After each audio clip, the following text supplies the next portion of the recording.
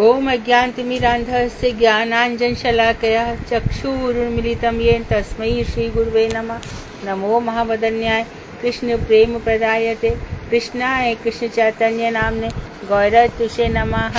हे कृष्ण करुणा सिंधु दीन बंधो जगतपते गोपेश गोपिका कांत राधा कांत नमोस्तुते। तप्त कांचन गौरांगी राधे वृंदावनेश्वरी वृषभानुसुते देवी प्रणमामि हरिप्रिये तवैवास्मि ना जीवामि त्वया बिना इति विज्ञाय राधे त्वं नये मां शरणान्तिकं पूर्वे गौरचन्द्राय राधिकायै तदालये कृष्णाय कृष्णभक्ताय तद्भक्ताय नमो नमः। वाञ्छाकल्पतरुभ्यश्च कृपा सिन्धुभ्येव च पतितानां पावनेभ्यो वैष्णवेभ्यो नमो नमः। श्री कृष्ण चैतन्य प्रभु नित्यानंद श्री अद्वैत गदाधर शिवासादि श्री गौर भक्त वृंद। हरे कृष्ण कृष्ण कृष्ण हरे हरे हरे राम राम राम हरे हरे। मैं सर्वप्रथम मध्य गुरु पाद्म पद्म परमाराध्यतम निद्रा प्रविष्ट ओम विष्णुपाद अष्टोत्तर शत श्रीमद् भक्ति वेदांत श्री नारायण गोसाई महाराज मध्य शिक्षा गुरु पाद्म पद्म परमाराध्यतम निद्रा प्रविष्ट ओम विष्णुपाद अष्टोत्तर शत श्री भक्ति वेदांत श्री वामन गोसाई महाराज के अभय चरणारविंद में अनंत कोटि दंडवत प्रणाम ज्ञापन कर उनकी अति कृपा की वांछा करती हूँ। मैं ग्रंथराज मणि श्रीमद् भागवतार्क मरीचि माला हृदय रचयिता ओम विष्णुपाद सत्यनारायण श्री भक्तिमोहन ठाकुर के चरणारविंद में कोटि कोटि दंडवत प्रणाम कर उनकी अति कृपा की वांछा करती हूँ। मैं सभी वैष्णवी सभी के चरणों में यथा योग्य वंदन अभिनंदन अभिवादन दंडवत प्रणाम करती हूँ। श्रीमद् भागवतार्क मरीचि माला का हमारा सत्र नवदा भक्ति का संपूर्ण रूप होने ही जा रहा है और इस तरह से हम भक्ति सीख रहे हैं। तो जो भक्ति है वो साधारण बात नहीं है। भक्ति का अर्थ क्या है? भज सेवायाम। भक्ति किस दो शब्द से मिलकर बनी है। भज धातु जिसमें एक तीन प्रत्यय लगा है तो भजन किया जाता है। यहाँ पर क्या हो गया कि दोनों ही तरफ से है।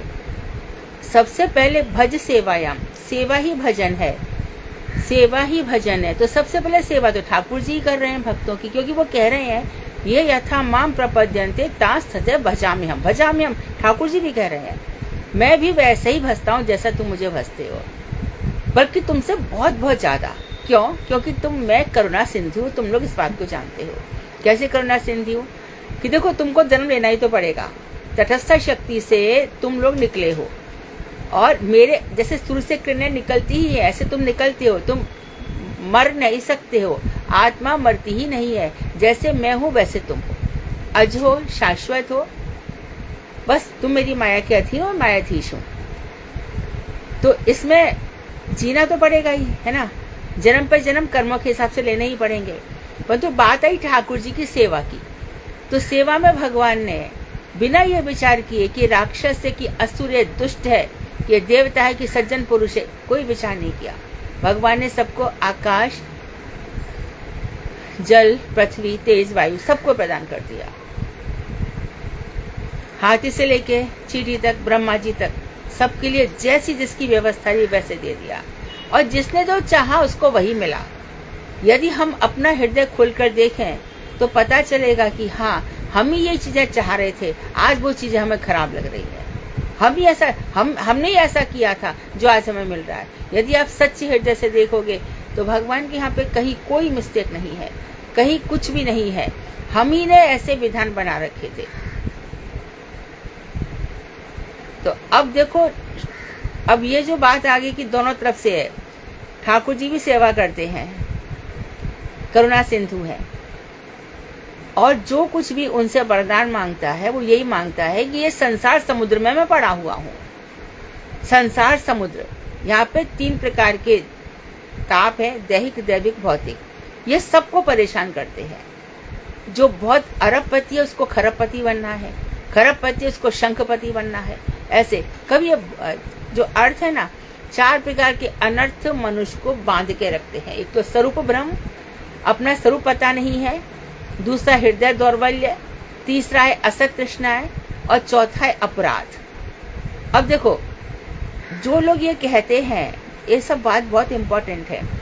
शिव को भी भजो, दुर्गा को भी भजो, और राधा भी बोल लो, और कृष्ण राम भी बोल लो, सब एक ही है, सब एक ही है। तो सबसे बड़ा नाम अपराधी तो वही हुआ। कैसे हुआ? पद्म पुराण में पहला अपराध है ग्रंथ है, पौराणिक प्रमाण है, पौराणिक प्रमाण है। क्या प्रमाण है? पहला कि जो भी भगवान शिव और अन्य देवी देवताओं को एक समान मानेगा वो अपराधी है, वो पहला बताया। और खुद कृष्ण ने कहा इस समय विभूतियां हैं, तो कृष्ण की बात नहीं मानोगे। और खुद कृष्ण सप्तम अध्याय में गीता में कह रहे बड़ी सभा में दोनों सेनाओं के मध्य में। और देखो मैं इस बात को पूरा कर, दोनों सेनाओं के मध्य में भगवान ने कहा नामे भक्तर प्रणश्यति, और सब नष्ट हो जाएंगे। ये सब आए हैं लड़ने झगड़ने के लिए, मैं किसी को नहीं मार रहा अर्जुन, ये लोग खुद ही मरने चले आए हैं। मरना तो सबको ही है, पर ये गलत बात का साथ दे रहे हैं, अन्याय का साथ दे रहे हैं। परंतु जो मेरी भक्ति कर रहा है वो नष्ट नहीं होगा, वो कहाँ जाएगा? मेरी धामों में इधर उधर घूमेगा आराम से। तो भगवान खुद अर्जुन से क्या कहा है? अर्जुन जाओ, द्वयो सेनयो मध्य मम रथम स्थापय। आज्ञा करिए, विधिलिंग करते ना, स्थापय या कुछ करते, जाओ कर दो। अर्जुन आज्ञा कर रहे हैं, दोनों सेनाओं के मध्य में मेरा रथ तैयार कर दो, रथ रख दो, दोनों सेनाओं के मध्य में मेरा रथ रख दो। भक्त भगवान से कह रहे हैं। और जब राष्ट्रीय यज्ञ हुआ तो उन्होंने कहा कि आप देखो, बहुत ध्यान से सुनना, ये सब बात है। आपकी अग्र पूजा होगी, प्रथम पूजा आप होगी, ठीक है, लेकिन एक शर्त है मेरी, जितने भी लोग यहाँ पर आएंगे पत्तल तो मैं ही उठाऊंगा। सिखाया करके, ये दैन्य भाव होना चाहिए। यहाँ तो जो आगंतुक आएंगे, मेहमान आएंगे, वो सभी समझो वो सभी भागवत वक्ता हो गए, उन सबकी सेवा करो। जो अपनी सेवा दूसरों से करवाता है उसके लिए देखो भगवान प्रसन्न हो सकते हैं इन चीजों से।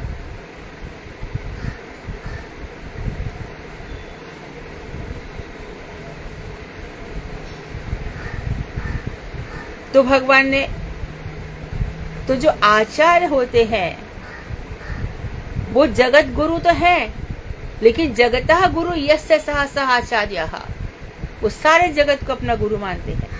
कैसे मानते हैं? सबकी सेवा करते हैं। थके हारे हैं, महाराज जी ये प्रश्न है। हाँ बताओ क्या प्रश्न है? महाराज जी इनको हरिनाम देना है। अच्छा ठीक है, आओ हरिनाम देंगे तुम्हें। कितना कितना प्रयास, अथक परिश्रम, एक सेकंड भी इन लोगों को सुख से चैन से बैठने को मिलता नहीं है। कितना परिश्रम है दिन रात।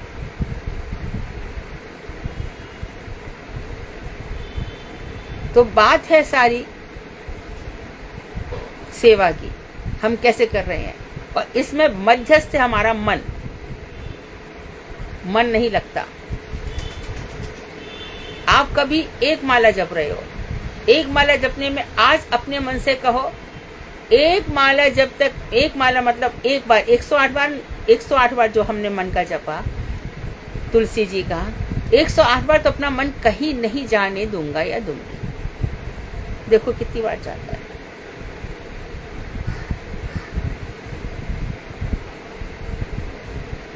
तो शरणागति की आवश्यकता है। शरणागति कैसे? जैसे कि एक बालक है, अब बालक पड़ा हुआ है, उसको नहीं पता कि उसको कोई क्या, उसकी माई उसको दूध पिलाएगी, उसकी माई उसका सब मलमूत्र साफ करेगी, उसकी माई उसका सब, उसको मैं पढ़ाऊं, कुछ भी करो मेरा, मैं जानता हूं कि माँ से बढ़कर मेरा कल्याणकामी कोई नहीं है। तो इसी तरह से गुरु और वैष्णव हमारे परम कल्याणकामी हैं। भगवान ने ऐसी व्यवस्थाएं संसार में कर रखी हैं। ये नश्वर संसार है तो भी भगवान, तूफान भी आते हैं कितने प्रकार के, तो भी भगवान सब ठीक ठाक कर देते हैं, व्यवस्थाएं कर देते हैं। 5-7 साल गुजरेंगे भी नहीं, लोग फिर चलाने लगेंगे। सन 12 में ऐसा होने वाला है, सन 18 में ऐसा होगा। कितनी जगह मैंने पढ़ा था, सन 24 में दुनिया आधी हो जाएगी।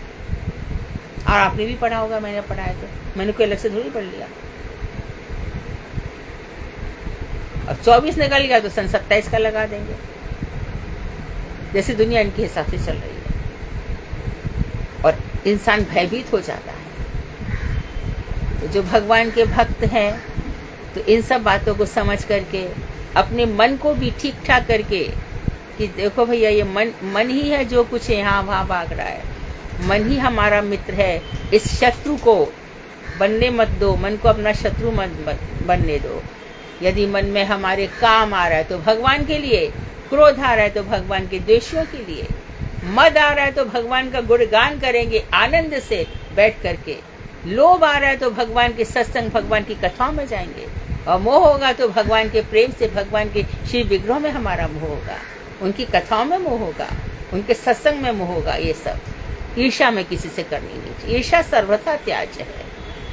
जो अपने साथ वाले से ईर्ष्या रखेगा वो तो समझो गया, किसी काम का नहीं है। वो अपने से ज्यादा ध्यान, वो क्या करता है, कहाँ रहता है, कहाँ जाता है, क्या पहनता है, क्या करता है, खत्म खत्म, बिल्कुल खत्म, कुछ नहीं बचेगा।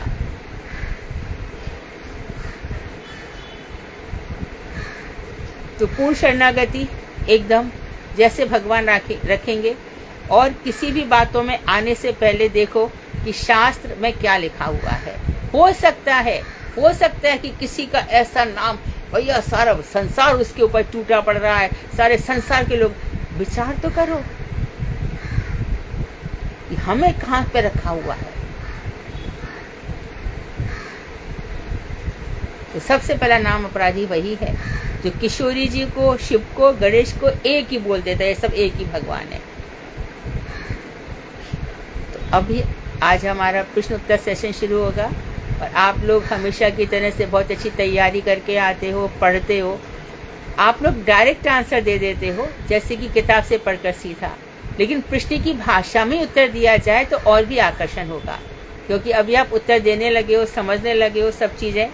तो जिस भाषा में प्रश्न पूछा जाए उसी भाषा में उत्तर हो। और प्रश्न कभी ऐसे ना पूछे जाए कि इस श्लोक में क्या लिखा है, श्लोक का जो कंटेंट है उसके आधार पर प्रश्न किए जाए। तो आज का हम प्रश्न सत्र आरंभ करते हैं। सुधा। हरे कृष्णा दीदी, धन्यवाद। हाँ, शालू दीदी ने बनाया दीदी पहले 2 दिन के प्रश्न, और फिर हेमा दीदी ने, तो ये लोग पूछ लेंगे। साना दीदी आप नाम ले लेना। शालू दीदी आप शुरू करो। ठीक है। हरे कृष्णा। शालू दीदी आप शुरू करो।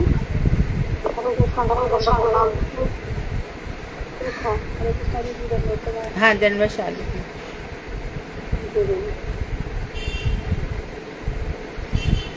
क्वेश्चन नंबर 1, भगवान श्री कृष्ण के चरण कमलों की सेवा कौन करती है? पूजा दीदी। हरे कृष्णा, दंडवत प्रणाम। श्री लक्ष्मी जी। नित्य निरंतर लक्ष्मी जी भी सब भक्त करते हैं, लेकिन भक्तों में अग्रगणी कौन है? लक्ष्मी जी। अनंत शैया पर ठाकुर जी बैठे रहते हैं और वहाँ पर लक्ष्मी जी उनके चरण दबाती रहती है, कभी उनके चरणों को छोड़ना नहीं चाहते। हाँ ठीक है। कौन से लोग भगवान के श्री चरण कमलों का आश्रय त्यागना नहीं चाहते? अनीता त्यागी दीदी। हरे कृष्ण।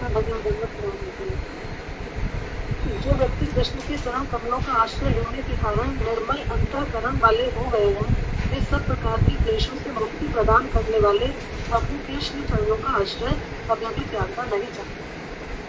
ठीक।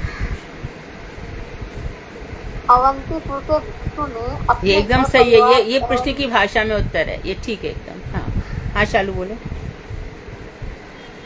अवंतीपुर के भिक्षु ने अपने घर परिवार एवं विषय भोगों का त्याग कर किस विधि के द्वारा किस पद की प्राप्ति की थी?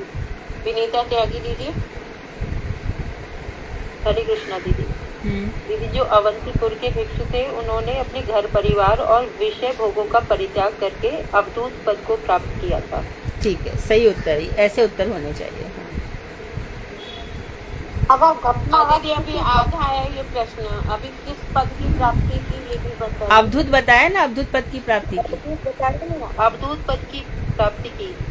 हाँ दीदी, हरे कृष्णा, दंडवत प्रणाम। दीदी आगे भी है तो पता इसका क्या है? इसमें ये बताओ ना, भगवान मुकुंद चरण कमलों की सेवा द्वारा उन्होंने श्री मुकुंद को प्राप्त किया। सेवा निष्ठा द्वारा पार होने में कठिन इस संसार रूपी क्रम से अवश्य ही पार हो जाऊंगा, उनका ऐसा विश्वास था। हाँ, विचार था, लेकिन ये भी ठीक है साधना जी। उनका क्या विचार था उस प्रश्न के उत्तर में ये आ जाएगा। मतलब जो प्रश्न पूछा ना किस पद की प्राप्ति की, दीदी उसमें ये भी था किस विधि के द्वारा। हाँ, तो किस विधि के उत्तर में आप बोल हाँ, सकते हैं, ये हाँ ठीक है। हाँ,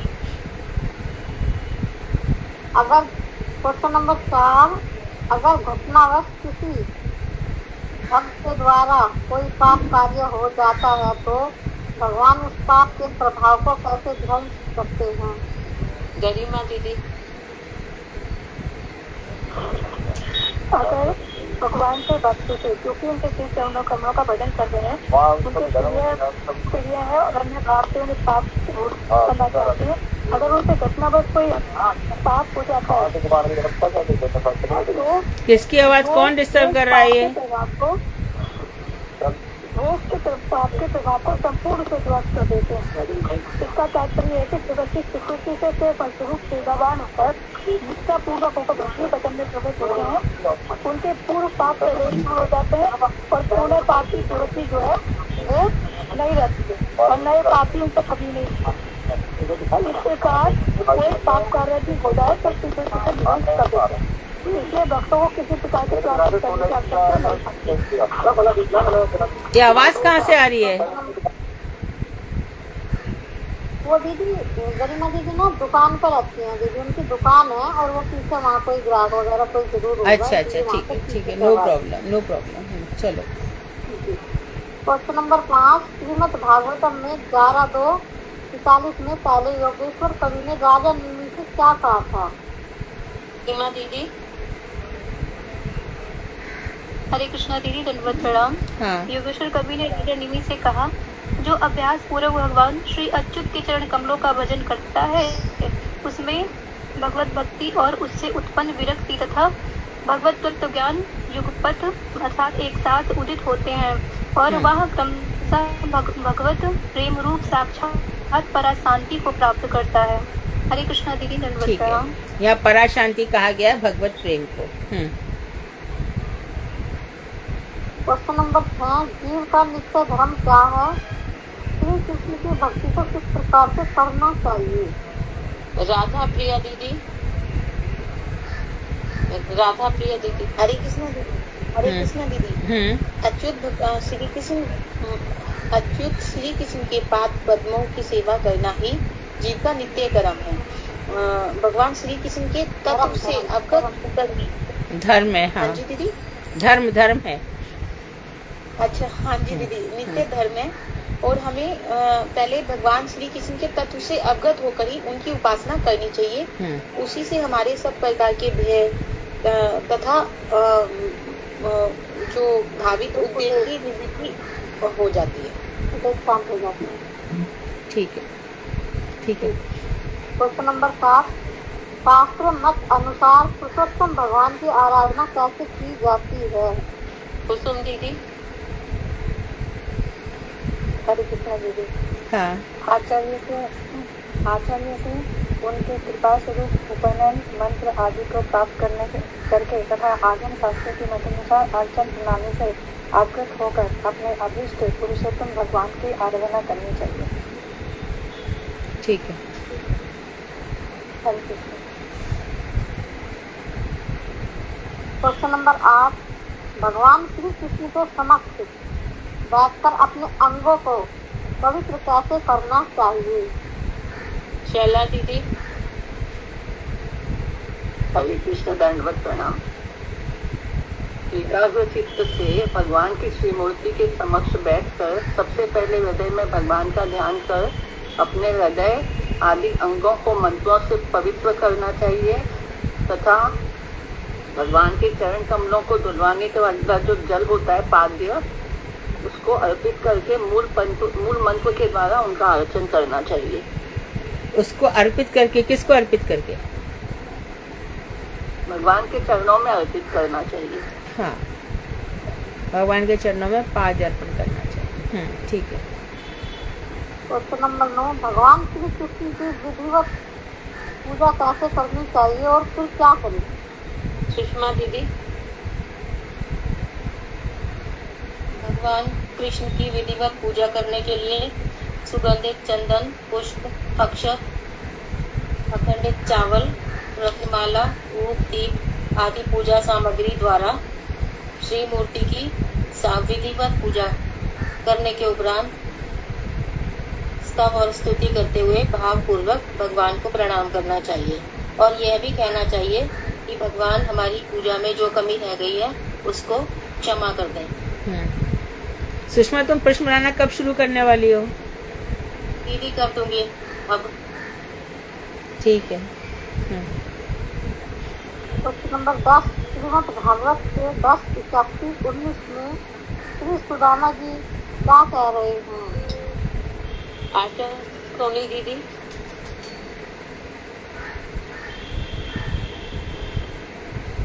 आशा जी बोलिए। आशा सोनी दीदी अनम्यूट हो करिए अपने आप को। प्रणाम दंडवत दीदी। हाँ।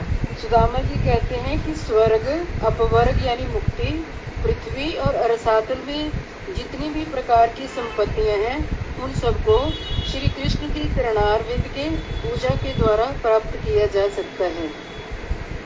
ठीक है। क्वेश्चन नंबर 11 ब्राह्मण आदि 3 वर्ण के पुरुषों के लिए मंगल प्राप्ति करने का एकमात्र उपाय क्या है? ज्योति गुप्ता दीदी। कृष्णा दीदी, दंडवत प्रणाम। दंडवत दीदी बताया ग्रह मेदी स्रोत यानी कि जो तीनों प्रकार के ब्राह्मण होते हैं, तो तीनों प्रकार के जो वर्ण होते हैं उनके पुरुषों के लिए मंगल प्राप्ति का एकमात्र उपाय यही है कि वह शुद्ध रूप से कमाए हुए धन के द्वारा श्रद्धा पूर्वक पुरुषोत्तम भगवान की पूजा करें। अपना ज्योति जी ग्रह मेदी का भी अर्थ बता देना। ज्योति जी ग्रह मेदी का भी अर्थ बता दीजिए। ग्रह मेदी होता है जो हर समय मेरे घर में आ सकते रहता है, अपने भी बच्चों पत्नी उन सब में आ सकते रहता है। उसे और किसी से कुछ वो नहीं होता है, भक्ति से कोई मतलब नहीं, सिर्फ उसमें हर प्रकार की आसक्ति रहती है। ठीक है, बहुत सुंदर।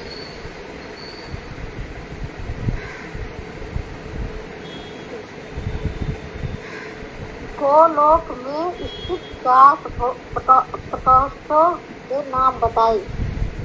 अच्युत प्रिया दीदी।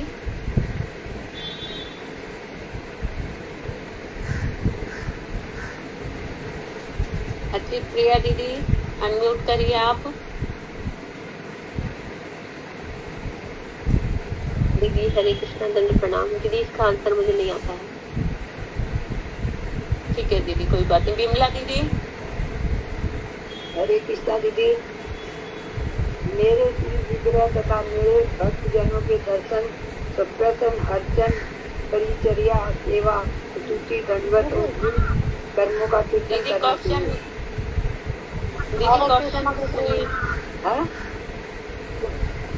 दीदी प्रकोष्ठ पूछे हैं, 4 प्रकोष्ठ। विमला दीदी 4 प्रकोष्ठ पूछे।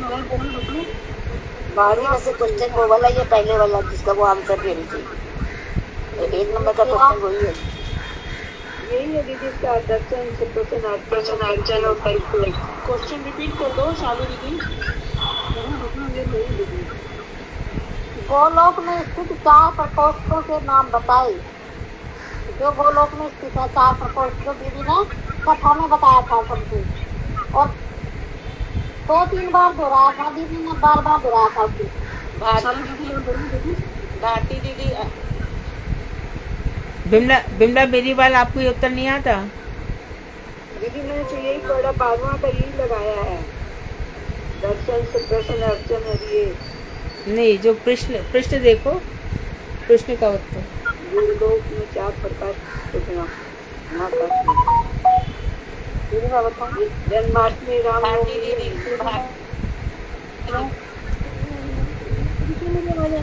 दीदी मथुरा, गोलोक, इस तरीके से 4 भी बताए थे दीदी ने। जन्माष्टमी, रामनवमी। ना ये दूसरे प्रश्न का उत्तर बोल रहे हैं विमला जी। आप सुनिए 4 प्रकोष्ठ कौन कौन से हैं, कौन बता रहा है? दीदी बता रही है। दीदी बना दें जो ना प्लीज। आप सबकी बारी आ चुकी है, सबका नंबर आना चाहिए ना प्लीज। भारती दीदी प्लीज आप बोलिए। हाँ, हरे कृष्णा। गोकुल, वृंदावन, मथुरा और द्वारका। गोकुल, वृंदावन, मथुरा और द्वारका। गोकुल, वृंदावन, मथुरा और द्वारका, ऐसा बोल रही हो, है ना? गोकुल को नहीं बताया। हाँ, ब्रज होगा, ब्रज प्रकोष्ठ है। गोकुल वृंदावन तो एक ही हो जाएंगे। गोकुल एक नहीं हुआ। ब्रज में ही हो गया ना गोकुल, वृंदावन भी ब्रज में हो जाएगा। तो ब्रज, गोकुल, ब्रज, वृंदावन नहीं होगा, ब्रज, गोकुल, मथुरा और द्वारका।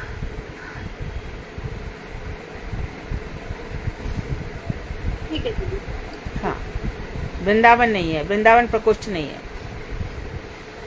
ब्रज, गोकुल, मथुरा, द्वारका। गोकुल में कैशोर लीलाएं हैं और ब्रज में ये सब यशोदा आदि की जो बास लीलाएं हैं वो ब्रज में है।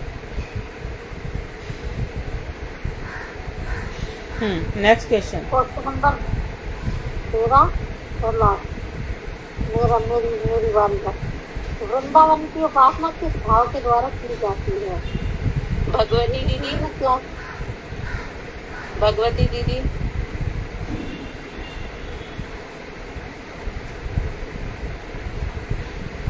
भगवती दीदी, ये आंसर तो एकदम सरल है, बिल्कुल सरल है, बोल दीजिए। अनम्यूट करिए दीदी।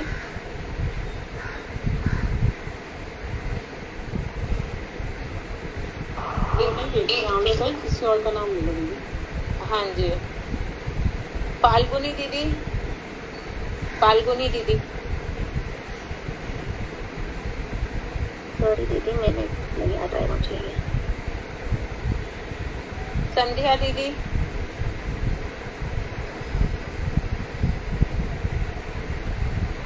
संध्या दीदी। योगिता शर्मा दीदी। हरे कृष्ण जी, वृंदावन की उपासना दास्य व साख्य भाव से की जाती है। सही उत्तर है ये? दीदी नहीं, ये सही तो नहीं। रस, ये तो हमारे पास रस हुए ना दीदी। आपने बताया था मंजरी भाव से। रसोपासना है वृंदावन की, जो राग मार्गीय है, वह वैधी मार्ग नहीं है।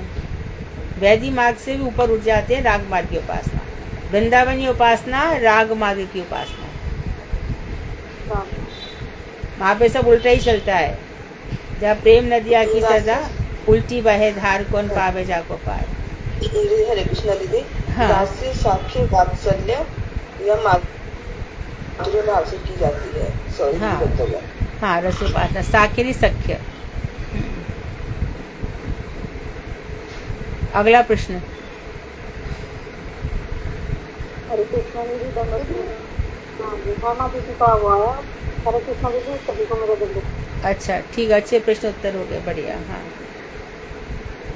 हरे कृष्ण दीदी, दंडवत प्रणाम। हाँ हेमा, जोर से बोलो। श्लोक नंबर 48 से 66 तक है। पेज नंबर 225 से 257। प्रश्न 1, भगवान ने अपने श्री विग्रह तथा भक्त जनों का अर्चन किस प्रकार करने को कहा है? रेवती दीदी।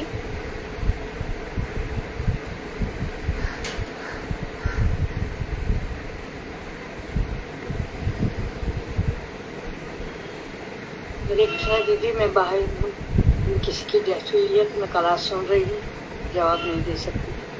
ठीक है दीदी, सॉरी। योगेश शर्मा प्रभु जी।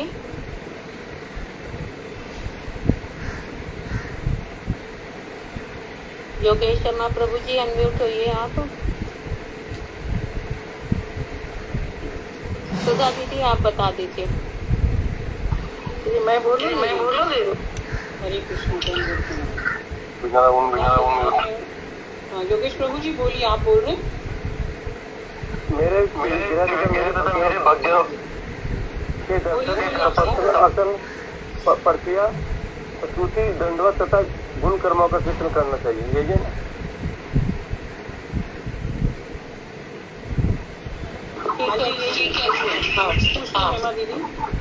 Next question question number 2। भगवान ने मंगलाकांक्षी व्यक्ति को अपने अर्चन हेमा, प्रश्न और उत्तर फिर से रिपीट कर दो। प्रश्न क्या था? प्रश्न 2, भगवान ने मंगलाकांक्षी व्यक्ति को अपने अर्चन की क्या विधि बताई है? हमारी क्लास में 2 सीमा दीदी हैं, एक ने तो बता दिया, दूसरी सीमा दीदी। सीमा दीदी अनम्यूट कर लीजिए आप।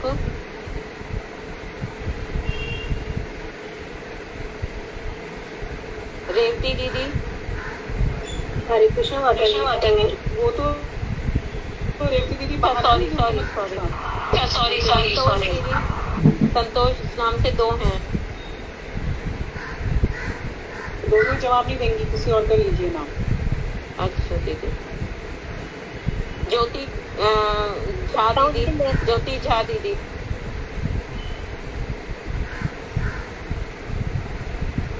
दंडवत दीदी।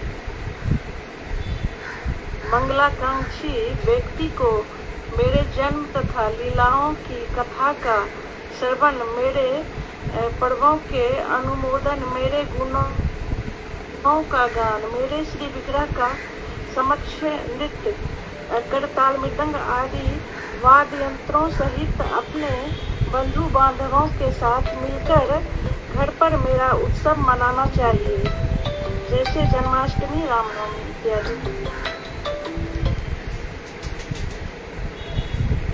प्रश्न 3, भगवान ने भक्त को संग्रहित वस्तुओं का निवेदन इस प्रकार करने को कहा है?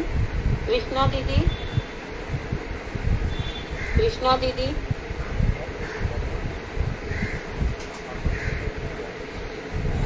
हमारी क्लास में 2 आशा दीदी हैं, एक ने बता दिया, दूसरी आशा दीदी।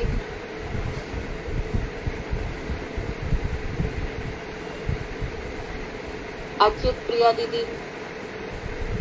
जी जी। कहाँ से बात कर रहे हैं? मेरा भक्त जो कुछ संग्रह करता है अथवा संग्रह ना कर पाने की अवस्था में श्रद्धा पूर्वक केवल जो भी निवेदन करता है तो वही कॉल फॉरवर्ड करती हूँ। किंतु अश्रद्धा पूर्वक दिए गए अनेकानेक उपहार भी मुझे कुछ नहीं कर पाते। जन्म, दूध, दीप आदि जो संग्रह हो वही मुझे प्रदान करे। लगा कि अधिकारी व्यस्त हैं, आपका फोन। प्रश्न 4, भगवान ने किन उपहारों को अर्चन विधि में श्रद्धा पूर्वक अर्पित करने को कहा है? मुझे व्हाट्सएप पे मैं देख रही थी, फेसबुक पे जा रही थी, किसने डाला था। हरे कृष्ण दीदी। दीदी भगवान ने श्री चरणों को धुलाने वाला जल वो बेचारी क्या कर सकती थी? उसने यूपी में फॉरवर्ड किया, वहाँ किसी ने फोन ही नहीं उठाया। श्रद्धा पूर्वक मुझे समर्पण करने को कहा। प्रश्न 5, हमें किनके द्वारा लिखी हुई स्तुति करनी चाहिए? आप मुझे 5 बजे कर लीजिए, क्या वर्णन होता है? शाम में 5 बजे मैं बाहर हुआ थी। हरे कृष्ण दीदी। हमें अपने अनुभूति संपन्न आचार्य और वैष्णव द्वारा रचित तत्व स्तुति भी करनी चाहिए। इससे भगवान के रूप मैं 5 बजे बात होता है, साथ ही साथ भगवान हमें सजेशन जरूर दूंगी होता है, ताकि वो इस भाव से इस भाव सागर से हमें पार करा सके।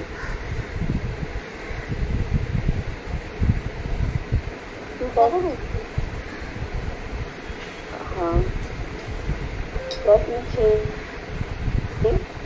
स्तुति करने के उपरांत किस प्रकार प्रार्थना करनी चाहिए? सुधा दीदी। दीदी सबका नंबर आ गया है फर्स्ट राउंड में, सेकंड राउंड चल रहा है, अब काफी लोगों का तो आ चुका है। सुधा दीदी आप रह गए हो, आप भी बोल दीजिए। स्तुति करने के उपरांत भगवान से प्रार्थना करते हुए कहना चाहिए कि हे भगवान, आप इस पर प्रसन्न हैं। ऐसा कहकर उनको दंडवत प्रणाम करना चाहिए। फिर उस दंडवत करेंगे और इसलिए उनको पंचांग प्रणाम करेंगे। पति को ये प्रणाम करना चाहिए। तुम्हें उनके चरणों में सिर लगाकर दोनों हाथों को जोड़ते हुए कहना चाहिए कि हे प्रभु, मैं आपकी शरण में आई हूँ। मैं संसार में आपसे विमुख होकर मृत्यु से पीड़ित हूँ। मैं आपकी शरण में हूँ, अतः आपकी रक्षा करो। हरे कृष्ण। प्रश्न 7, निर्माल्य का क्या अर्थ है? ज्योति गुप्ता दीदी। निर्माल्य उससे को कहते हैं जो भगवान की जो निवेदित की जाती है ना माला, उसी को निर्माल्य कहते हैं। निवेदित होकर उसको उतारा जाता है ना। निवेदित हो गई तब तो ठाकुर जी धारण कर रहे हैं। अब ठाकुर जी के श्री अंग से निकाल दी बाहर, वो निर्माल्य हो गया। भगवान की पहनी हुई माला ना, भगवान की पहनी हुई माला जब उनको उतारेंगे तब, जब तक धारण है तब तक तो माला ही है, श्रृंगार है उनका। उतारने के बाद वो निर्माल्य हो जाता है। हाँ। प्रश्न 8, हम भगवान की माया को कैसे जीत सकते हैं? ज्योति झा दीदी।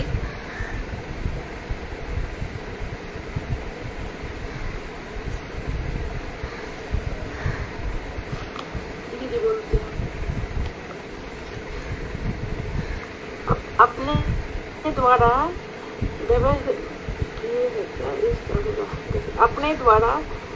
व्यवहित निर्माल गंध और अलंकार आदि द्वारा सुशोभित होकर अपने उच्चिष्ट भोजी दास हम आपकी माया को जीत लेंगे।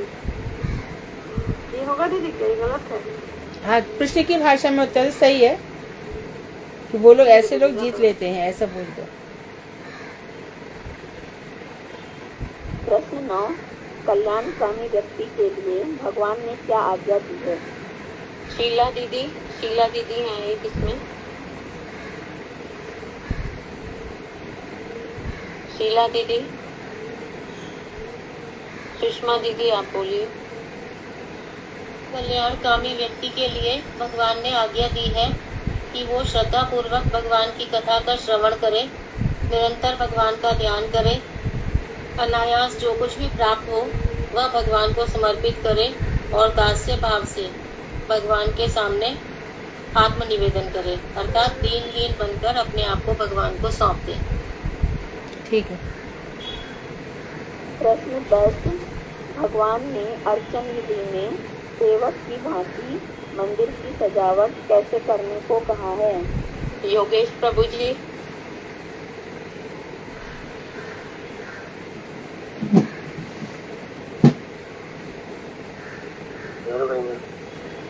सेवक की भांति मेरे मंदिर को झाड़ने पोछने, लीपने पोतने, जल छिड़कने, रंगोली इत्यादि मंगलिक चिन्हों के निर्माण द्वारा सजाने तथा सब प्रकार के अहंकार तथा सम्मान प्राप्ति की आशा का परित्याग कर मेरी कथाओं के कीर्तन करने, दीप दान करने तथा अन्य प्रचुर निवेदित वस्तुओं को व्यवहार में लाने की बात, व्यवहार में ना लाने की।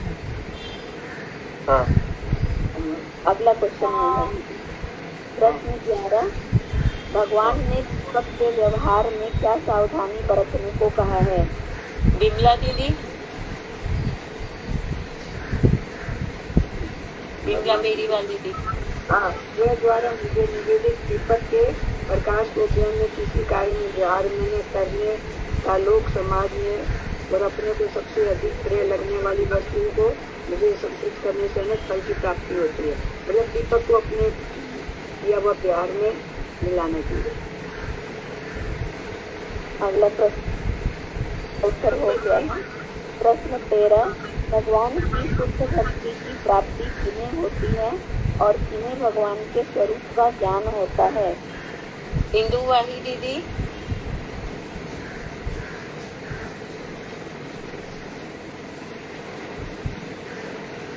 हरे कृष्णा जी, दंडवत प्रणाम। मैं आज रास्ते में हूँ, गाड़ी में बैठी हूँ, बोल रही हूँ।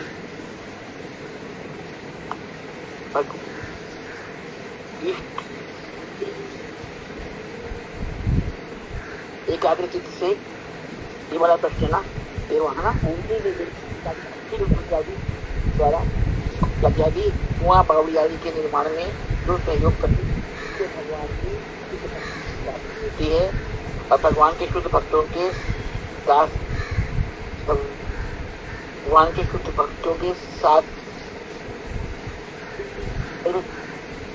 साथ रहने वालों को भी भगवान के स्वरूप का ज्ञान होता है। मैं गाड़ी में ना, मेरा बुक भी नहीं है मेरे पास, आज मोबाइल भी हो रहा है। ठीक है दीदी, कोई बात नहीं।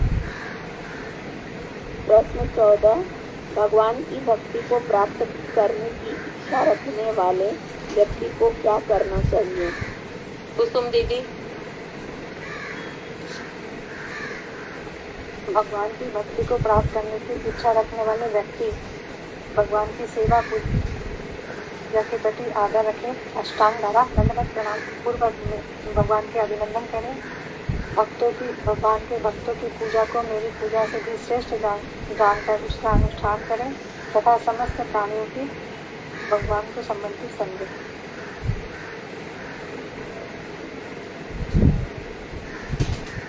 प्रश्न 15। भगवान ने दास्य भाव से क्या क्या करने को कहा है? भगवती दीदी।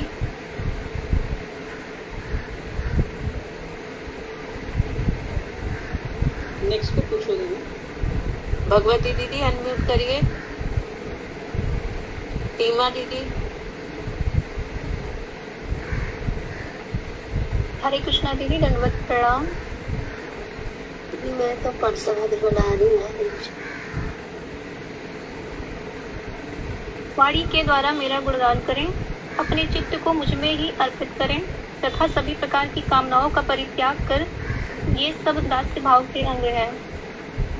हरे कृष्णा दीदी, दंडवत प्रणाम।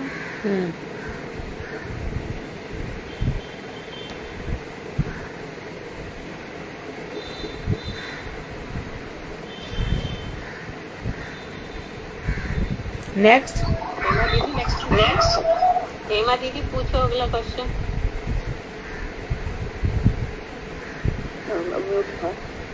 प्रश्न 16। भगवान ने सच्चे भाव से क्या क्या करने को कहा है? दीदी मैं बताऊं? अनीता त्यागी दीदी। हरे कृष्णा दीदी, भगवान ने सभी प्रकार के अर्थों अर्थात भोग और सुख का परित्याग करने को कहा है।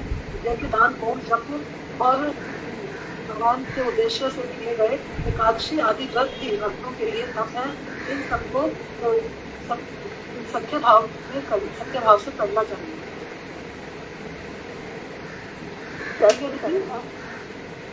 हाँ। प्रश्न 17। सत्य भाव का वर्णन करने में उद्धव जी ने हंसगणों तथा ज्ञान योगी एवं कर्मी में क्या अंतर बताया है? राधा प्रिया दीदी। हरे कृष्णा दीदी, उद्धव जी ने बताया है कि हे अरविंद लोचन, हंसगण और विवेकी पुरुष जो होते हैं वो आपके परमानंद प्रदान करने वाले आपके श्री चरण कमलों का आश्रय लेते हैं। और जो व्यक्ति आपके चरण आश्रय में सुख नहीं मानते वे ज्ञान योगी और कर्मी जड़वादी बनकर आपकी विष्णु माया से मृतप्राय हो जाते हैं। दीदी ठीक है? ठीक है दीदी। एक मिनट चला गया।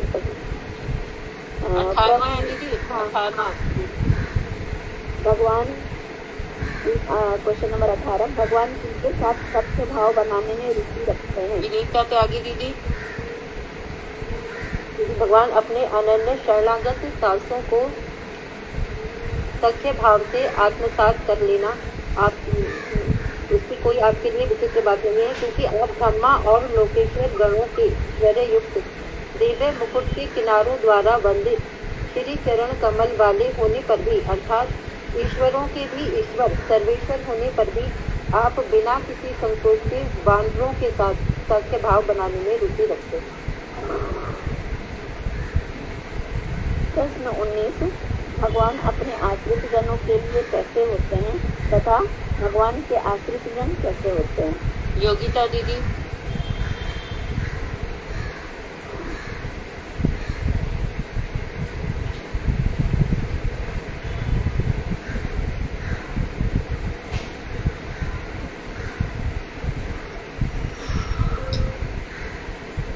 कोई और? योगिता दीदी अनम्यूट करिए। चालू दीदी। हरे कृष्णा दीदी, प्रणाम। आप अपने आश्रित जनों की सर्वस्व आत्मा और प्रियतम स्वामी हैं।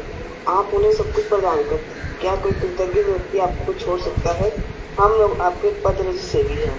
हम आपके अतिरिक्त अन्य किसी फल की प्राप्ति से क्या प्रयोजन? कौन ऐसा व्यक्ति होगा जो विभूति वृद्धि के लिए या आपको भूल जाने के लिए आपके अतिरिक्त इस अन्य फल को आपके द्वारा दिए जाने के लिए स्वीकार करेगा?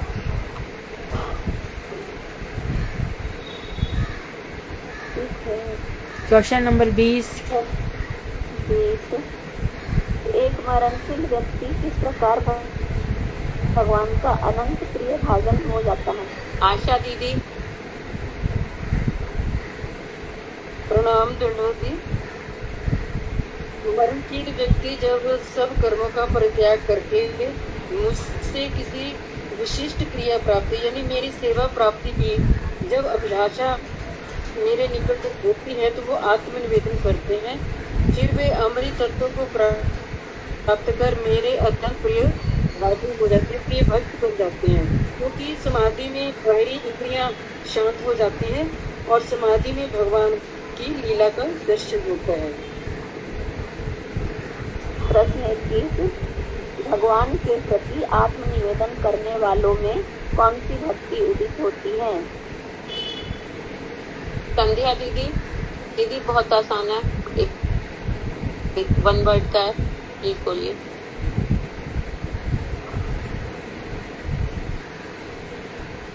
संध्या दीदी। अच्छी प्रिया दीदी। मैंने ना अभी ज्वाइन करा। ठीक है, अच्छी प्रिया दीदी प्रेमा भक्ति दूर आती है। ठीक है दीदी। हरे कृष्णा दीदी, दंडवत प्रणाम। पूरा हो गया ये सेशन। हाँ, हरे कृष्ण दीदी दंडवत। ठीक है, हम थोड़ा पढ़ लेते हैं, 8 मिनट बाकी है ना, 1-2 श्लोक पढ़ लेते हैं। कौन सा श्लोक है? 67 है। 67 दीदी। ठीक है। कौन सी भक्ति चल रही है हमारी?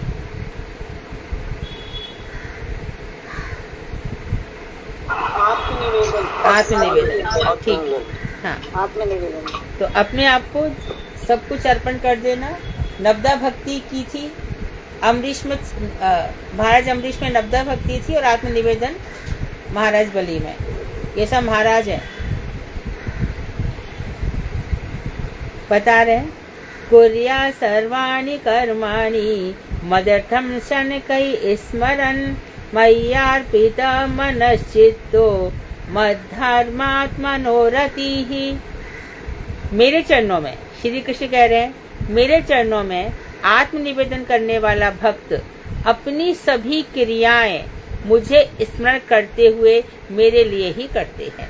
मतलब क्या हो गया कि जो मेरे भक्त हैं सब काम करेंगे परंतु मेरी याद के साथ करेंगे।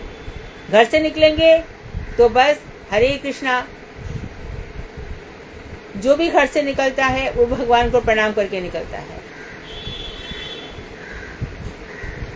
नहीं तो बहुत सारी बातें, जैसे कि कृष्ण को बहाने मिल जाते हैं।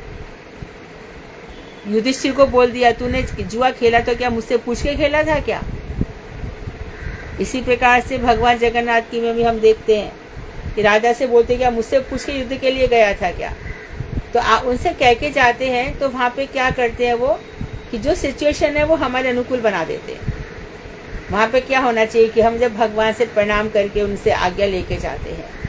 यही बात तुलसीदास जी ने भी कहा था, प्रवस नगर की जय सब काजा, हृदय राख कौशलपुर राजा। कहीं भी कोई काम करने जाओ तो कौशलपुर राज भगवान श्री राम को अपने हृदय में रख कर जाओ। तो घर से जो भी निकले, तो जो कुछ भी करेंगे, परीक्षा देने जाएंगे, दुकानदारी देने जाएंगे, ऑफिस जाएंगे, बार बार कृष्ण को प्रणाम करते हो। जो कुछ भी करेगा, खाएगा, पिएगा, तपस्या करेगा, धाम यात्रा करने जाएगा, कुछ भी करेगा, तो वो जो इसने आत्मनिवेदन कर दिया है कि कृष्ण आत्मनिवेदन किया, हमने तो अपने आप अब सौंप दिया इस जीवन का हर भार तुम्हारे हाथों में। तुम्हारे हाथों में हमने सारा भार सौंप रखा है, आप जैसे रखेंगे रह जाएंगे। तो जब जीवन ही सौंप दिया तो फिर क्या सौंपना है? तो ध्यान रहे, आते जाते मार्ग में किधर भी भगवान का स्मरण करता हुआ मेरा भक्त करता है। ये भक्त की पहचान बताया। यदि मुझ में अर्पित मन वाले भक्तों का चित्त मेरी इच्छा के कारण अथवा मेरी सेवा के उद्देश्य से विषय में अर्पित होता है तो केवल भगवत धर्म में मन की रति अर्थात प्रीति को स्थिर करने के लिए ही होता है। बहुत अच्छी बात कह रहे हैं कि भैया तुमने चित्त यदि मुझ में अर्पित कर दिया है और उसके बाद भी क्या कर रहे हो, भक्तों का चित्त, क्योंकि मैं चाहता हूँ इसलिए और मेरी सेवा के लिए यदि विषय में अर्पित होता है अर्थात सब कुछ सौंप दिया, फिर भी इच्छा होगी कि नहीं इसका विवाह हो रहा है तो समझ लेना चाहिए मेरी इच्छा है। यदि भक्तिविनोद ठाकुर का विवाह ना होता तो प्रभुपाद जी कहाँ से आते, हमारे गुरुदेव कहाँ से आते। तो सृष्टि में कुछ इच्छाएं भगवान की होती है। युधिष्ठिर इत्यादि ये सब ग्रह मेधी ना होकर के कौन है, गृहस्थ हैं। इनके यहाँ अर्जुन हो गए जो भगवान के सखा है। अर्जुन का बेटा अभिमन्यु भी हुआ। कृष्ण उससे कह रहे हैं, अर्जुन कृष्ण से कह रहे हैं, कृष्ण ये क्या है, इसकी बॉडी यहाँ पड़ी हुई है आपके सामने, आप मेरे को मेरा बेटा ला के दे नहीं सकते क्या? हाँ दे सकता हूँ, बुलाता हूँ। तो ये बात हम चित्रकेतु के बेटे के संदर्भ में भी सुनते हैं, श्रीवास के बेटे के संदर्भ में भी सुनते हैं और अभिमन्यु के संदर्भ में भी सुनते हैं। जब अभिमन्यु को भगवान ने बुलाया, आजा, बोले इस जन्म का बाप है, कितनी बार बाप बेटा हम बने हैं, उससे कुछ नहीं, छोड़ो। तो कोई भी इस संसार में आने को तैयार नहीं होता। ऐसे शरीर तो मुझे कितनी दफे मिलते हैं, जाने कितने बाप बनते हैं, कितनी मैया बनती है, कितने क्या होता है। तो यदि मेरी इच्छा होती है, और ऐसे बहुत लोग हैं कि भाई आईटी पढ़कर इंजीनियर बने हैं, कंप्यूटर इंजीनियर बने हैं और आईटीआई से खड़गपुर से आए हैं, बड़ी बड़ी जगह से, और भगवान की भक्ति छोड़ दी, तो अब उनका जो भी धन है वो कहाँ लग जाएगा। इसी प्रकार से चलो कुछ 2-4 साल धन कमा लेंगे, फिर घर में बैठ जाएंगे, फिर भगवान की भक्ति में लगाएंगे। तो जो कुछ हो रहा है भगवान के लिए हो, इसलिए कहा गया सहज सरल भाव से जी लेना चाहिए। एक श्लोक और देखते हैं। देशान पुण्यानाश्रयेत मद्भक्ति साधुभीषतान देवासुरा मनुष्येषु मद्भक्त चरितानि च। मेरे चरणों में आत्मनिवेदन करने वाले भक्त साधुओं के आश्रित पुण्यमय देश या स्थानों में वास करते हैं। क्या बता दिया और क्या बता दी उसकी पहचान? जिन्होंने मेरे चरणों में आत्मनिवेदन कर दिया है तो वह कहाँ पे रहते हैं? पुण्यमय देश जो साधुओं के आश्रित हैं, अर्थात मठ मंदिर में चले जाते हैं, या फिर कहाँ पे रहेंगे, या ऐसे स्थान में वास करते हैं, या और क्या बताया, तथा देवता असुर और मनुष्यों के बीच जो मेरे शुद्ध भक्त हैं उनके ही चरित्रों का आश्रय करते हैं। अब सब रह रहे हैं, कोई मठ में रह रहा है, कोई घर में रह रहा है, कोई गृहस्थी में रह रहा है, सब है ना। अब जो मठ में नहीं रह रहा है, हम सब गुरुजी के आश्रय में तो रह रहे हैं ना। तो जिस स्थान पर गुरु महिमा है, गुरु जी का आश्रय है, जिस घर में भागवत पढ़ी और सुनी जा रही है, वो मठ से भी ज्यादा है। वो सब मठ मंदिर है।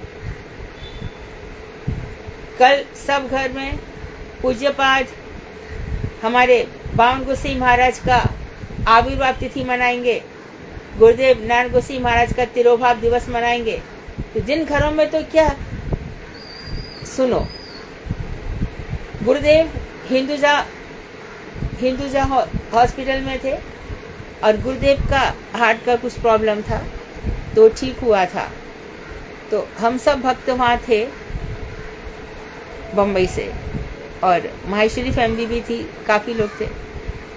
तो ऐसी मेरे मन में कलुषित मन है ना, मायाबद्ध जी, गुरु जी नहीं रहेंगे तो क्या होगा, और सब लोग बैठे हैं। और गुरु जी वो जो 90 डिग्री का रहता है ना, आधा बेड ऐसे ऊपर करके, पूरा लेटे हुए नहीं थे, एकदम उठ गए और बोले खबरदार, गुरु कभी मरता नहीं है। कैसे हृदय की बात जान ली, कैसे उनका हो गया। तो तिरोभाव दिवस में क्या होता है, विशेष स्मरण। कहा जाता है कि आज गुरु जी के चरित्र सुनाओ। तो जिस समय सुबह से रात तक ये लोग कैसे जीते थे, कैसे हम पे दया करते थे, क्यों आए थे जगत में, तो ऐसे घर में जो रह रहा है वो बहुत सुंदर। तो भगवान खुद कह रहे हैं, और तो सारी व्यवस्था कृष्ण की बनाई हुई है, इच्छा करके देखो। वैसे की वैसा माहौल, वैसी की वैसी व्यवस्था बन जाएगी। किसी की बहुत इच्छा होती है कि मैं इधर उधर धाम बाम में घूमता रहूं, भगवान वैसी व्यवस्था कर देंगे।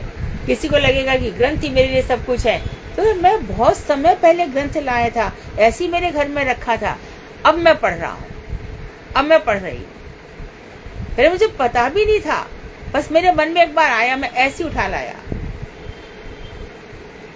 एक भारतीय व्यक्ति कह रहा था कि मैं राधा कुंड गया, बड़ी सुंदर सुंदर वहां तुलसी की माला बिक रही थी, मैं देख रहा था, एक माला मुझे बड़ी अच्छी लगी, बड़ी शुद्ध था, उसमें एक भी धब्बा नहीं था, बहुत शुद्ध था, 800 रुपए की बोल रहा था, फाइनली मुझे 600 रुपए की दे दी, मैं ले आया।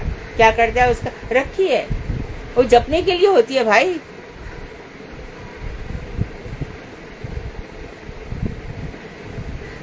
तो व्यवस्था सब श्याम सुंदर की होती है। बस मन, वो भगवान बस बार बार एक ही चीज बोल रहे हैं, मेरे लिए अपना मन दे दो। कृष्ण मन क्या जीवन दे देंगे हम। और राधा जी जब रुक्मणी इत्यादि द्वारका में जाते तो कृष्ण कहते द्वारका मैं हूँ, तुम लोग आ जाओ, यहीं पे रह जाओ मेरे साथ। कुरुक्षेत्र में तो आई थी सब सूर्य ग्रहण के समय, पर कृष्ण से कहाँ मिलती थी। कैसा है, ऐसे यही बोलते थे, इसका मुकुट कहाँ चला गया, मोर मुकुट, ये क्या राज मुकुट पहन रखा है, इसकी जूती में देखो कितने हीरे लगे हैं, कहाँ नंगे पांव घुमा करता था, इसकी तो चरण रज में हमारे सब यप का चिन्ह, स्वस्ति का चिन्ह, मंदिर का चिन्ह, इसकी अंकित ही नहीं हो रही है वो सब चीजें। राधे ब्रज में आओ, हमसे बात करनी तो ब्रज में आ जाओ। और क्या कहा राधा जी ने, अन्य मन मन मोर मन वृंदावन। किसी का मन मन होता होगा, मेरा मन तो वृंदावन है, जहाँ पर आप नित्य विहार करते हैं। अपने मन के हिसाब से कोई कहीं जाए कुछ भी करे। तो ऐसे आत्मनिवेदन करने वालों का ऐसा भाव रहता है। तो कल दोनों हमारे गुरु जी की तिथि है, कल हमें जाना होगा, श्रीधर महाराज बॉम्बे आए हुए हैं, तो वो दिवस तिथि पालन करेंगे। तो हम सोच रहे हैं कि 2 बजे कल क्लास रख लेते हैं, 2 से 3। तो आप लोग बताएं कि 1 घंटा मरीची माला चले या आधा घंटा मरीची माला और आधे घंटे में भागवत और कीर्तन, आप लोग डिसाइड करके बता देंगे, ठीक है। वांक्षा कल्पतरुवश्य कृपा सिंधु बेवचा पतितानां पावनेभ्यो वैष्णवेभ्यो नमः।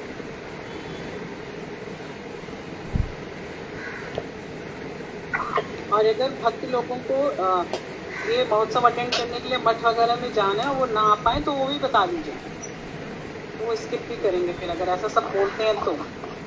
मठ में जाने के लिए कहाँ जाओ? ठीक है, तो कल क्लास स्थगित करते हैं। हाँ कल ठीक है दीदी, फिर परसों करना। हाँ कल परसों। आज द्वितीय स्कंद शुरू हो रहे हैं दीदी, और द्वितीय स्कंद का पहला अध्याय संध्या दीदी करेंगी। ठीक है, आप करिए। तो तृतीय स्कंध सर्ग है, और ये सृष्टि कैसे बनी, सृष्टि कैसे चली, सब कुछ इसमें वर्णन हो, बहुत सुंदर है। भगवान देखो, एक बात ध्यान रख लो, जो परमात्मा है वो हम सब आत्मा है।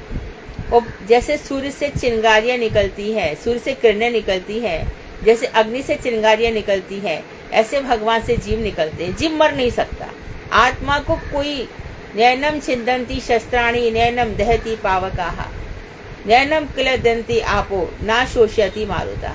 आग इसको सुखा नहीं सकती, पानी इसको गीला नहीं कर सकता, ये कभी नहीं मरती है। आत्मा की चेतना कितनी व्यापक हो जाती है, इस पर डिपेंड करता है। गौर किशोर बाबा जी महाराज जी जन्मांध थे, परंतु भक्ति विनोद ठाकुर की जब भी कथाएं होती थी रोज सुनने जाते थे, रोज श्रवण करते थे। बाद में विरह में रोते थे, कोथाए गो प्रेममयी राधे राधे।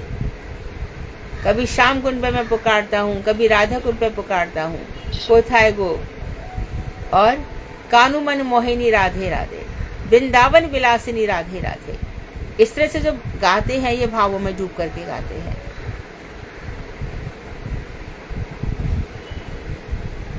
तो उनकी चेतना इतनी व्याप्त हो गई थी। इसी प्रकार से जगन्नाथ जी महाराज की, सुखदेव गोस्वामी की, कि लोग निकलते हैं तो उनका भी हरे कृष्ण इको निकलता है। यहाँ से भी भक्त भी जाएगा, इको ही निकलता है उसका। एक बार गुरुदेव कह रहे थे कि मैं चंदन इत्यादि नहीं भी लगाता हूँ तो भी लगाते लगाते इतना अभ्यास हो गया है कि मेरे मस्तक पर चंदन उभरा हुआ ही रहता है। तो अपना अपना ऑरा है। किसी ने अपने मन को बहुत सुंदर मंत्रों से, गुरु सेवाओं से, वैष्णव सेवाओं से सजा लिया है, और बहुत से लोग अपने तन को सजाने में लगे रहते हैं। तन तो यहीं पर पड़ा रह जाएगा, जला के राख कर दिया जाएगा, जाएगा मन साथ में। इसलिए मन को ही सजाओ सुंदर भावों से, सुंदर सेवाओं से, जहाँ पर किशोरी जी खुद सेवा प्रदान करेंगी। आओ हम सब मिलकर कृष्ण की सेवा करें। तो हाँ दीदी, आज भी कथा में गुरुदेव ने कितनी हंसी छुटवाई सबकी, कितनी अच्छी कथा है आज की गुरुदेव की। आज की कथा में हाँ दीदी, हाँ परम गुरुदेव ने इतनी अच्छी छुट्टी पूरी कथा में आज बहुत अच्छे से सुनाई। पूज्यपाद बावन गुरुजी महाराज के विषय में बता रहे थे ना आज। हाँ दीदी, वो तो भी वहाँ चले गए हम दोनों, हमें दिखाया, फिर हमें खाना बता रहे ये करो वो करो, तुम पुरोहित हो, मतलब पर फिर कह रहे मतलब बाद में पता चला कि हम कहाँ पहुँच गए, इस तरीके से बता रहे थे आज। हाँ, आज की कथा बावन गुरुजी महाराज के विषय में कल से ही चल रही है। और गुरुदेव जब भी कथा सुनाते थे तो इन दोनों में बहुत आपस में प्रेम था। एक बार मैं श्री बामन गुरुजी महाराज के पास चरणों में बैठी थी, तो महाराज जी आए और महाराज जी ने आकर के सीधा उनको बोला, श्री वामनाय नमः। तो बामन गुरुजी महाराज बोले, श्री नारायणाय नमः। तो इस तरह से उनमें त्रिविक्रम गोसाई महाराज भी बहुत हास परिहास होता था। इन तीनों का दर्शन करना अपनी आंखों की सफलता थी। तीनों जबरदस्त भक्त थे, जबरदस्त गुरुनिष्ठ सेवक थे, जबरदस्त मठ की सेवाओं में लगे रहते थे, प्रचार के कार्य में सिद्ध हस्त थे। इन तीनों का तो जिसने दर्शन किया उसका जीवन ही सफल हो गया। और जब इन तीनों की अंतरंग बातें होंगी तो एक बार दोनों ही बैठे थे, चल रहा था, महाराज हम पहले जाएंगे, नहीं आपको बहुत काम करना है, बामन गुरुजी महाराज कह रहे हैं आपको बहुत काम करना है, आप बाद में जाइए, हम पहले जाएंगे। नहीं महाराज आपका जीवन बहुत सफल है, आप प्रचार में बहुत आगे हैं, आप, इस तरह से दोनों बात करते थे। एक बार बामन गुरुजी महाराज और त्रिविक्रम गोसाई महाराज नवद्वीप में जा रहे थे स्नान के लिए, जो मणिद्वीप घाट है वहां की तरफ। तो जाते जाते अचानक उनके शिष्य थे, अभी जो प्रेजेंट में उनका नाम भक्तिसार गोसाई महाराज है, पहले उनका नाम राघव कुछ था, ऐसे सब लोग जा रहे थे। तो अचानक शिष्यों ने त्रिविक्रम गोसाई महाराज से पूछ लिया था, महाराज आपका उम्र कितना है, आपका जन्मदिन दिवस कौन सा, आपका जन्म दिवस कौन सा है। तो उन्होंने वो गालियां देते थे, उन्होंने गाली दी और फिर बोला हमारा श्राद्ध करेगा। तो बामन गोसाई महाराज बोले आपका श्राद्ध हम करेंगे, क्योंकि त्रिविक्रम गोसाई महाराज एक भी शिष्य नहीं बनाते थे। तो बामन गोसाई महाराज ने कौन सा दिन चुना, जिस दिन त्रिविक्रम गोसाई महाराज अप्रकट लीला करी उसी दिन बामन गोसाई महाराज ने अप्रकट लीला की। तो जब ये आता है कार्तिक, तो गुरुजी उसी दिन बहुत बीमार पड़े थे, रात भर हरि नाम चल रहा था, कैसे भी करके ना गुरुजी को जाने नहीं देना है।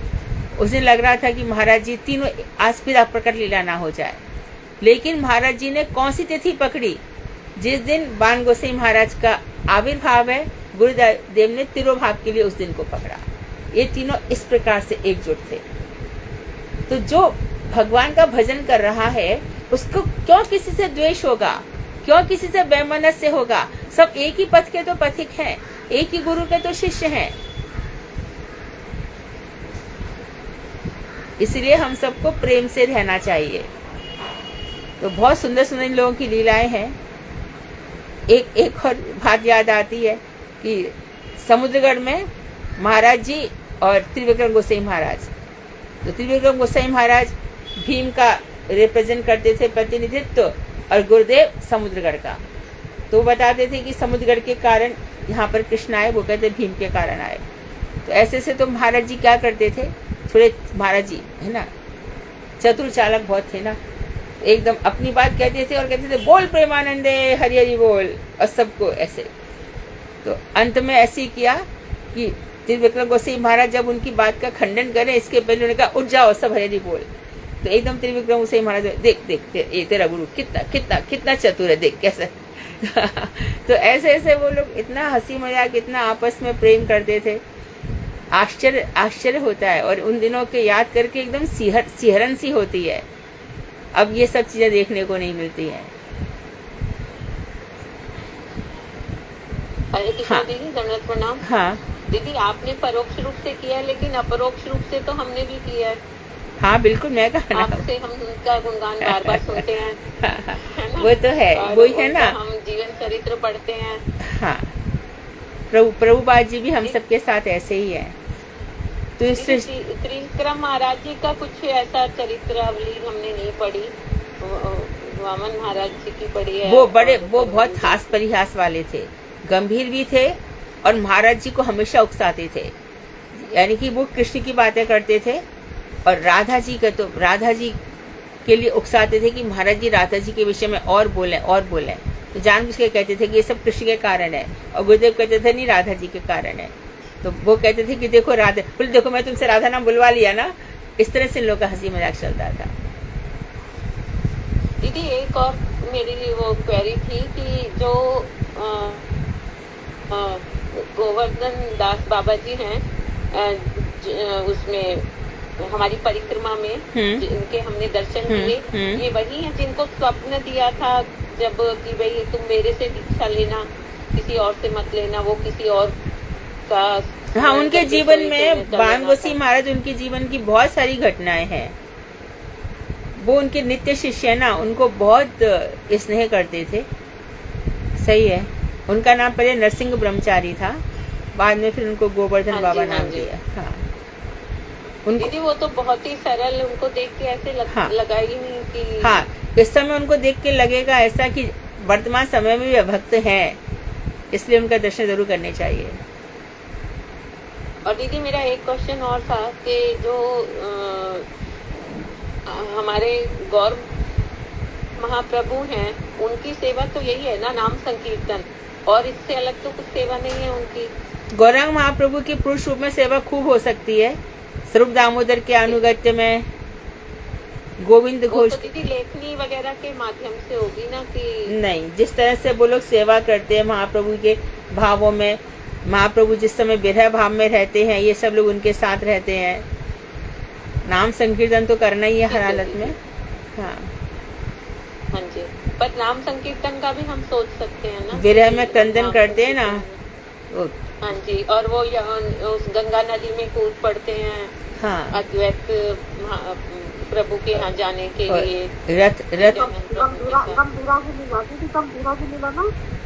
रथ खींचते हैं, गंभीरा लीला। हाँ, रथ खींचते हैं, महाप्रभु की बहुत सही लीलाएं हैं। ठीक है दीदी, हरे कृष्ण। तो सृष्टि तत्व तो बहुत सुंदर है। और संध्या शुरू करें आप। हरे कृष्णा दीदी, दंडवत प्रणाम। हाँ दीदी, ये जो मैंने प्रिपेयर करा है, द्वितीय स्कंद प्रथम अध्याय, तो ये विदुर जी और उद्धव जी की वार्तालाप का यही बोलो। हाँ हाँ। ओम अज्ञान तिमिरांधस्य ज्ञानांजन शलाकया। पहले बता दूं कि विदुर जी और उद्धव जी, 1 मिनट संध्या। मैत्रेय जी को भगवान ने कह दिया था, उद्धव जी को तो कह दिया था तुम बद्रिकाश्रम में चले जाओ, और मैत्रेय जी से कहा कि तुम हरिद्वार की तरफ चले जाओ, विदुर आता होगा उसको मेरी कथा सुना देना। तो जो भागवत संवादों में चलती है, सुखदेव, परीक्षित, शौनक आदि ऋषि, सूत जी, उद्धव, उद्धव जी, कृष्ण, विदुर जी, मैत्रेय जी, नारद जी और पांडव, ऐसे संवादों में पूरी कथाएं चल रही है। हाँ हाँ जी, बोलिए। ओम अज्ञानतिमिरान्धस्य ज्ञानाञ्जनशलाकया चक्षुर्मिलितं येन तस्मै श्रीगुरुवे नमः। गुरुदेव गौरचंद्राय राधिकाय सदालय कृष्णाय कृष्णभक्ताय तद्भक्ताय नमो नमः। श्री कृष्ण चैतन्य प्रभु नित्यानंद श्री अद्वैत गदाधर शिवसदि गौर भक्तवृंद। हरे कृष्ण कृष्ण कृष्ण हरे हरे, हरे राम राम राम हरे हरे। सर्वप्रथम मैं अपने गुरु पाद पर ओम विष्णुपाद अष्टोत्तर श्री श्रीमद भक्ति वेदांत श्रीधर गोस्वामी महाराज जी के चरण कमलों में अनंत कोटि दंडवत प्रणाम करती हूँ। तत्पश्चात परम आराध्यतम नित्य लीला प्रविष्ट ओम विष्णुपाद अष्टोत्तर श्री रूप सिद्धांति गोस्वामी महाराज जी के चरण कमलों में अनंत कोटि दंडवत प्रणाम करती हूँ। तत्पश्चात नित्य लीला प्रविष्ट ओम विष्णुपाद जगत गुरु श्री नारायण गोस्वामी महाराज जी के चरण कमलों में मेरे अनंत कोटि दंडवत प्रणाम है। यहाँ पर उपस्थित मेरी शिक्षा गुरु भागवत आचार्य श्रीमती मधु खंडेलवाल जी के मेरे चरणों में मेरा अनंत कोटि दंडवत प्रणाम। यहाँ पर उपस्थित वैष्णवियों को मेरा यथा योग्य प्रणाम। तो मुझे आज्ञा हुई है कि तृतीय स्कंद का प्रथम अध्याय श्री उद्धव जी और विदुर जी के मिलन और उनके बीच के वार्तालाप के बारे में बताने का। तो यहाँ पर बताते हैं कि जो राजा परीक्षित जी हैं उन्होंने श्री शुकदेव जी से पूछा कि प्रभु कृपया मुझे यह बताइए कि जब भगवान मैत्रेय जी और महात्मा विदुर जी का मिलन हुआ तो उनका आपस में क्या वार्तालाप हुआ और वे दोनों कहाँ मिले। तो यहाँ पर श्री सूत गोस्वामी संध्या और जोर से बोलो थोड़ा। हाँ वो कहाँ पे मिले? यहाँ हाँ जी, श्री सूत गोस्वामी जी ने पहले तो सारा पांडवों के बारे में, कौरवों के बारे में उन्होंने जो भी बताया वो मैं बताऊंगी। उसमें श्री शुकदेव जी ने, जो कि मुनियों में श्रेष्ठ हैं, उन्होंने महाराज परीक्षित, दीदी आवाज आ रही है? हाँ अभी आ रही है। हाँ जी, तो उन्होंने महाराज परीक्षित जी को तब यह श्रवण करवाया। तो बात उन्होंने यह बताई कि उस समय की है कि जब राजा धृतराष्ट्र, जो कि जन्म से अंधे हैं, उन्होंने अपने छोटे भाई के अनाथ पुत्रों को लाक्षागृह में अग्नि में जलाने की चेष्टा की। फिर उन्होंने यह बताया कि दुशासन महाराज युधिष्ठिर की जो पटरानी द्रौपदी को के केश पकड़कर जब उन्हें पूरी सभा में खींचकर लेकर आया और उन्हें नग्न करने की चेष्टा करी, तब द्रौपदी उस समय मतलब इतना क्रंदन कर रही थी। तो उस समय भी राजा धृतराष्ट्र ने अपने इस पुत्र को ऐसा निंदित कार्य करने से नहीं रोका। फिर उन्होंने बताया कि युद्ध क्रीड़ा में भी दुर्योधन ने युधिष्ठिर महाराज को कपटतापूर्वक पराजित कर दिया और उनका राज्य ले लिया और 5 पांडवों को वन जाने का दंड दे दिया। और उनके लौटने पर भी उनकी जो प्रतिज्ञा थी उसके अनुसार राज्यभाग नहीं दिया। तब जब युद्ध का निर्णय हो गया तो इस युद्ध को टालने के लिए श्री कृष्ण कौरवों की सभा में दूत के रूप में गए और तब भगवान ने जब उस सभा में उनके हित और अमृत के समान वचन कहे तो उसका, उनके वचनों को जो कि हित में कहे गए थे, उसका भी धृतराष्ट्र और दुर्योधन ने समाधान नहीं किया। तब राजा धृतराष्ट्र ने विदुर जी से उसके बाद परामर्श लेने के लिए अपनी सभा में अपने पास बुलाया, भवन में अपने। तो उस समय जो सदुपदेश दिए गए उसको हम विदुर वाक्य के नाम से भी, विदुर गीता, विदुर गीता, हाँ विदुर वाक्य, विदुर गीता या विदुर नीति भी कह सकते हैं। तो हाँ, तो विदुर जी धृतराष्ट्र तब कहने लगे कि आप पांडवों को उनका हिस्सा दे दीजिए, क्योंकि इस समय आपको अपने 100 पुत्रों का गर्व है और आप उसका, उन्होंने फिर उनको ये बोला कि आप उसका त्याग कर दीजिए, क्योंकि भगवान श्री कृष्ण जो है वो पांडवों के साथ है। तो और ब्राह्मण और देवता भी श्री कृष्ण के पक्ष में है। और विदुर जी ने ये बोला कि जिस पुत्र दुर्योधन को का आप पोषण कर रहे हो वो तो पाप का स्वरूप है, और सारे कौरव वंश के विनाश का कारण आगे बनने वाला है। परंतु क्योंकि दुर्बुद्धि थी तो धृतराष्ट्र और उस समय वहाँ पे जो दुर्योधन था वह क्रोध में कांपने लगा और दुर्योधन ने उस समय फिर कर्ण, दुशासन और शकुनी के साथ मिलकर विदुर जी का तिरस्कार करा और कहने लगा कि यह कितना कृतज्ञ है और जिसके अन्न पर पल रहा है उन्हीं के साथ शत्रुओं जैसा व्यवहार कर रहा है, तो इसको मृत्यु न देकर यहाँ इस हस्तिनापुर से ही भाग कर दे। तब जब विदुर जी ने ऐसे कठोर वचन सुने तो उनके हृदय को बहुत आघात लगा, परंतु तब उन्होंने सोचा कि यह भगवान की माया का खेल है और वह स्वयं ही वहाँ से चल दिए। तब तीर्थ स्थानों पर पुण्यों को संचित करने हेतु विदुर जी अपनी इच्छा से ही भ्रमण करने लगे। भ्रमण करते हुए जब उन्हें यह पता चल गया कि धर्मराज युधिष्ठिर पृथ्वी पर एक छत्र अखंड शासन करने लगे, परंतु उसी समय उन्हें यह भी पता चला कि कौरव आदि स्वजन परस्पर विरोध की अग्नि में विनिष्ट हो गए। तब उन्हें इस चीज का बहुत ही दुख लगा और इस दुख में वह फिर पश्चिम की ओर सरस्वती नदी की ओर चल पड़े। उन्होंने बहुत वहां पर प्रसिद्ध 11 तीर्थों पर स्नान, दान, सेवा, तीर्थों के दर्शन, विष्णु मंदिरों का सेवन किया। समृद्धशाली देशों को पार करते हुए जब श्री यमुना के तट पर पहुंचे तब वहां पर उनका मिलन परम भागवत श्री उद्धव जी के साथ हुआ। उनके दर्शन से विदुर जी बहुत प्रसन्न हुए, पुलकित हो गए और अपने आराध्य श्री कृष्ण और उनके आश्रित जो स्वजन थे उन्होंने कुशल समाचार पूछा। तभी उन्होंने विदुर जी ने श्री कृष्ण और बलराम जी और उदार जी श्री वसुदेव का भी कुशल मंगल पूछा। रुक्मणी पुत्र प्रतिमन जो कि पूर्व जन्म में कामदेव थे, उग्रसेन जिन्हें श्री कृष्ण ने पुनः सिंहासन पर अभिषिक्त किया था, श्री कृष्ण की महिषी जामवती जिनके पुत्र शाम हैं और जो कि पूर्व जन्म में अंबिका के घर से कार्तिकेय के नाम से जाने जाते हैं, उनका भी कुशल मंगल पूछा। तब सात्विकी जिन्होंने अर्जुन जी से धनुर्विद्या का रहस्य की शिक्षा प्राप्त की, उनका कुशल पूछा। फिर उन्होंने अक्रूर जी जो कि भगवान श्री कृष्ण के ऐसे प्रेमी हैं कि जिन्होंने जब उनको यह पता चला कि गोकुल की सीमा पर श्री कृष्ण के चरण चिन्ह अंकित हुए हैं, उसकी रज में चरण चिन्ह अंकित हुए हैं, तो ऐसे गदगद होकर उसकी धूली पर लौटने लगे, उनका कुशल मंगल पूछा। ऐसे ही देवकी जी जिन्होंने श्री कृष्ण को प्रकाशित किया, उन्होंने कुशल मंगल पूछा।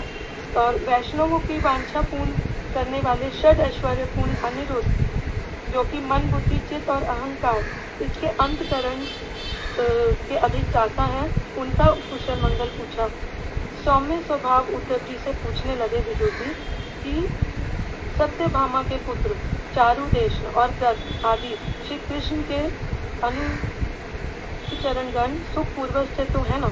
ऐसे ही फिर आगे उन्होंने राजा युधिष्ठिर श्री कृष्ण एवं अर्जुन रूप अपनी दोनों भुजाओं की सहायता से पहले के समान ही धर्म का प्रतिपालन करते हुए धर्म मर्यादा की रक्षा कर रहे हैं। इन सब के बारे में विदुर जी उद्धव जी से पूछने लगे। आगे उन्होंने पूछा कि भीमसेन जो कि सदा ही अत्यधिक क्रोध में रहते हैं, क्या उन्होंने उस क्रोध का परित्याग किया है। फिर उन्होंने आगे अर्जुन जी के बारे में पूछा कि जो कि महारथियों में यशस्वी गांडीवधारी हैं, क्या वे कुशल से हैं।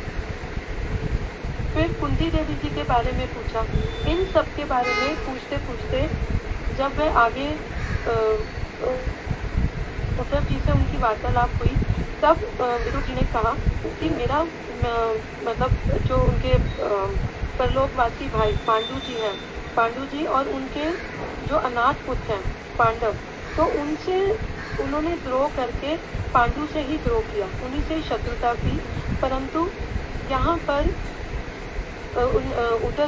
विदुर जी ने कहा कि ऐसा मतलब उनका जो था अधपतन हुआ और इस पर उनको विदुर जी को कोई शौक नहीं है कि वो इस पतन की ओर गिरे। और यहाँ पर फिर विदुर जी ने कहा कि ऐसी धृतराष्ट्र की और उनके पुत्रों की जो उन्होंने कुचेष्टाओं के द्वारा पांडु पुत्रों के साथ की कुचेष्टाएं जो पांडु पुत्रों के साथ की, इस पर उनको ना तो कोई खेद है और ना ही आश्चर्य है, क्योंकि उन पर श्री हरि की कृपा हो गई थी और वह इसकी उपलब्धि कर समस्त प्रकार के संशयों से मुक्त हो चुके थे। अब आगे उन्होंने यह बोला, जब वे उद्धव जी से वार्तालाप कर रहे हैं तो आगे वे बताने लगे कि भगवान जो खुद समर्थवान है वो सब मतलब जानते हैं कि जो कौरव है वह उनका क्या अपराध था इस युद्ध के दौरान, तभी उनको वह अनदेखा करते रहे और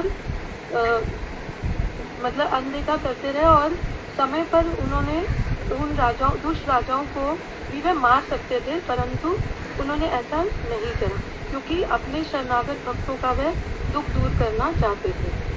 अब उद्धव जी यहाँ कहने लगे कि भगवान जन्म रहित होकर भी दुराचारियों के विनाश के लिए आविर्भूत होते हैं तथा कर्म रहित होकर भी भक्तों को अपनी ओर आकर्षित करने के लिए दिव्य लीलाएं करते हैं।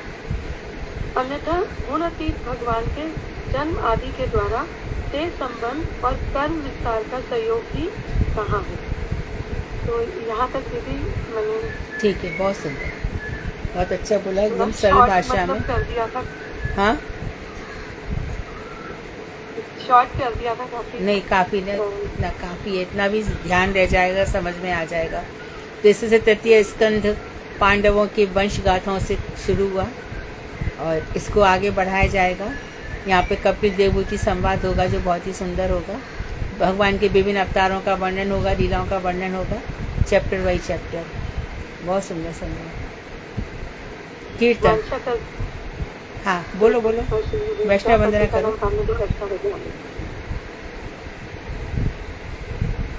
कीर्तन,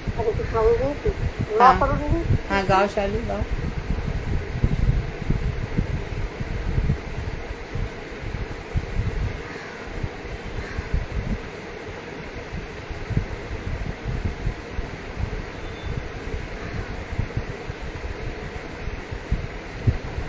राधे जन मन सुखकारी राधे राम श्यामा राधे जग जन मन सुखकारी राधे राम श्यामा मोर मुकुट में तेरा किस कुंडल बल वेदंती माला मोर मुकुट में तेरा किस कुंडल बल वेदंती माला शरणन नुपुर रसाल राधे श्याम श्यामा हम राधे ब्रज जन मन सुखकारी राधे श्याम श्याम सुंदर बदन कमल गल लोचन काकी चितवन हारी सुंदर बदन कमल गल लोचन काकी चितवन हारी मोहन बंसी बिहारी राधे श्याम श्यामा राधे ब्रज जन मन सुखकारी राधे श्याम श्यामा वृंदावन में धेनु चरावे गोपी जन मन हारी वृंदावन में धेनु चरावे